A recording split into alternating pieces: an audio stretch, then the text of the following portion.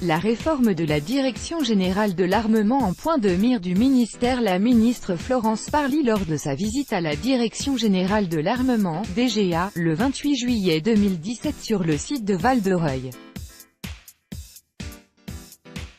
Charlie Tribalo, AFP. La DGA, puissante agence nationale chargée de veiller à la bonne marche des programmes de défense.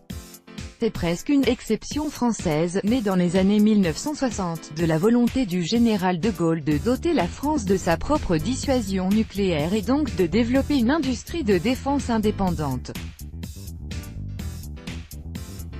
Aujourd'hui, compte tenu des évolutions technologiques venant souvent du monde du civil, mais aussi du développement de nouvelles formes de conflits nécessitant des adaptations continuelles, cette forteresse DGA doit se moderniser.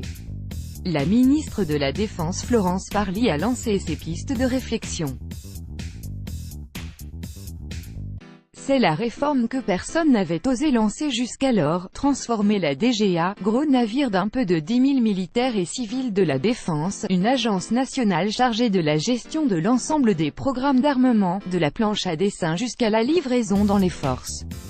Un certain nombre de dysfonctionnements sont apparus au fil des années, sur spécification de certains produits taillés sur mesure pour les armées françaises, mais difficilement exportables comme les frégates Frame ou les avions Rafale, manque de contrôle sur les programmes comme pour l'avion cargo A400M dont les coûts se sont envolés, spirale infernale de la maintenance et de l'entretien, alors que les ingénieurs de la DGA pouvaient valider des concepts qui se sont avérés finalement hors de prix pour les armées.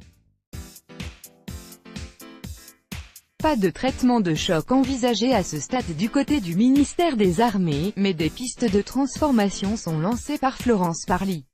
Objectif, gagner en efficacité et en réactivité, construire de véritables programmes de coopération européenne et rééquilibrer la relation avec les industriels.